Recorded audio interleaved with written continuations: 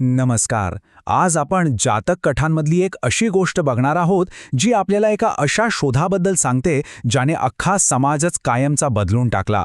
गोष्टीची सुरुवात होते एका प्रचंड गोंधळाच्या वातावरणात. आणि तेव्हाच बुद्ध एक अगदी मार्मिक आणि भेदक प्रश्न विचारतात.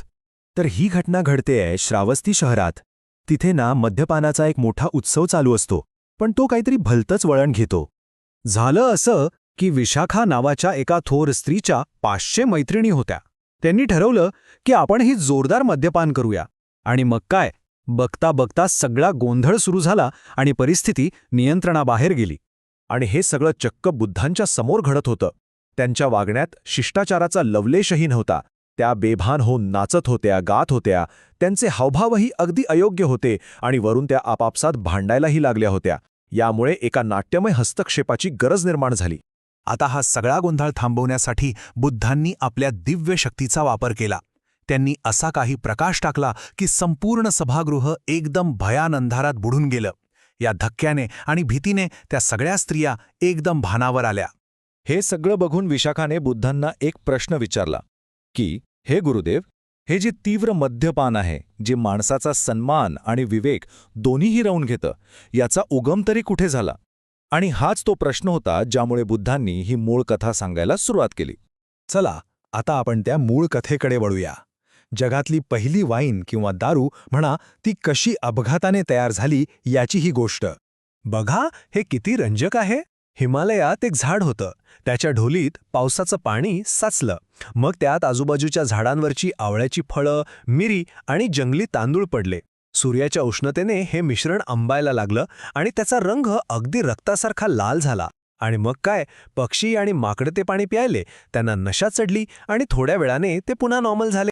आता हा सगळा प्रकार सुरा नावाचा एक वनवासी म्हणजे जंगलात राहणारा माणूस दुरून बघत होता. त्याच्या लक्षात आलं की हे काही विष नाहीये आणि तोच पहिला माणूस ठरला ज्याने त्या आंबवलेलं पाणी प्यायलं.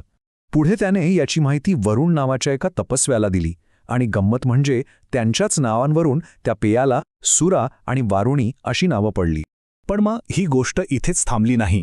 हे जे नवीन पेय होतं ते जंगलातून हळूहळू शहरांपर्यंत पोचायला लागलं आणि तिथूनच खऱ्या अनर्थाला सुरुवात झाली. हे संकट कसं वाढत गेलं ते बघा. सुरुवातीला सुरा आणि वरुण यांनी हे पेय एका जवळच्या गावात पोचवलं. तिथून ते बनारसला गेले.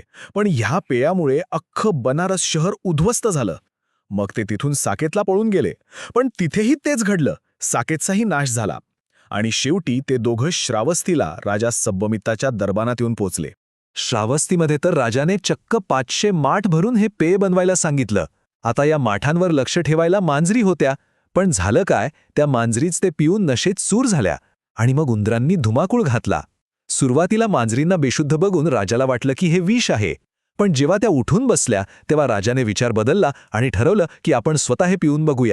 आणि मग कथेचा तो महत्त्वाचा क्षण येतो. जेव्हा राजा सब्बमित्त ते मद्य प्यायला बसतो, त्याचवेळी स्वर्गातून एक दैवी हस्तक्षेप होतो. स्वर्गाचा राजा सक्क हे सगळं बघत होता.